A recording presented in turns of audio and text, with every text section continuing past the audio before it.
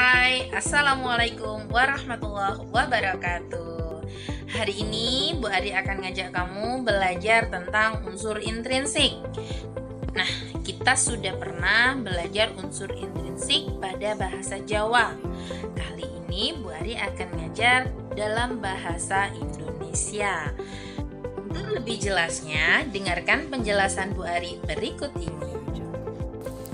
Pada sebuah cerita terdapat unsur intrinsik dan unsur ekstrinsik.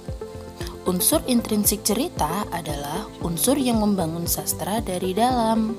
Sedangkan unsur ekstrinsik cerita adalah unsur yang terdapat di luar karya sastra. Unsur intrinsik terdapat tema, tokoh, alur, latar, sudut pandang, dan juga amanat. Sedangkan unsur ekstrinsik ada gaya bahasa, latar belakang, dan juga agama. Pertama, kita akan membahas tema. Tema merupakan pokok pikiran atau ide yang disampaikan pengarang kepada pembaca. Contohnya tema itu ada pendidikan, agama, keluarga, persahabatan, dan juga yang lainnya. Yang kedua adalah tokoh. Tokoh merupakan pelaku dalam cerita. Selain tokoh, ada juga penokohan, yaitu cara pengarang menggambarkan watak tokoh. Di sini, tokoh memiliki peran sebagai peran utama dan peran tambahan. Di sini, tokoh utama adalah peran yang sering muncul pada cerita, sedangkan peran tambahan adalah tokoh yang mendukung peran utama. Ada juga penokohan. Penokohan ada 3. 1. Protagonis. Protagonis ini berarti memiliki kepribadian yang baik. Ada juga antagonis. Antagonis adalah lawan dari protagonis. Dan ada juga tritagonis, merupakan penengah antara protagonis dan antagonis. Yang ketiga ada alur. Alur merupakan rangkaian peristiwa yang membentuk sebuah cerita. Alur dibagi menjadi 3. Yang pertama ada alur maju, yaitu urutannya sesuai waktu kejadian, kemarin, sekarang, dan besok. Yang kedua adalah alur mundur, yaitu menceritakan masa lalu terlebih dahulu, seperti kamu cerita masa kecil kamu kepada teman kamu. Sedangkan yang ketiga adalah alur campuran, yaitu gabungan alur maju dan juga alur mundur. Yang keempat adalah latar atau setting, merupakan segala keterangan yang berkaitan dengan suasana, tempat, dan waktu kejadian suatu cerita. Contoh latar suasana, ada suasana gembira, sedih, maupun menegangkan.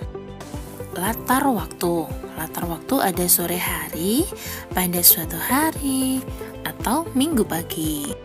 Latar tempat bisa di rumah, di sekolah, maupun di jalan.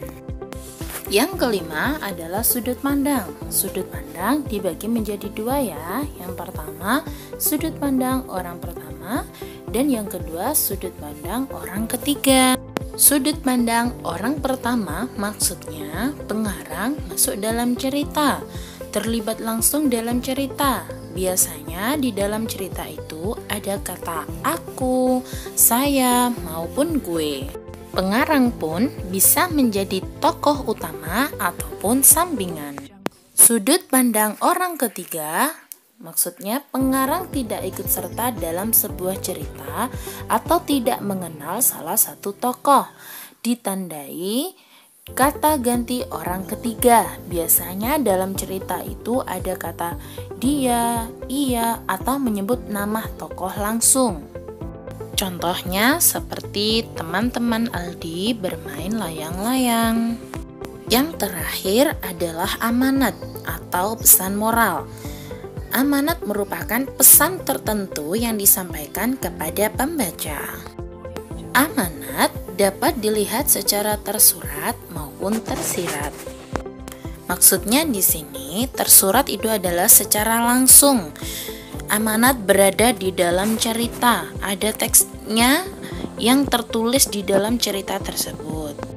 Sedangkan amanat yang tersirat berarti kita harus menyimpulkan isi cerita setelah kita membaca. Dan amanat ataupun pesan moral itu bernilai nasihat yang positif ya.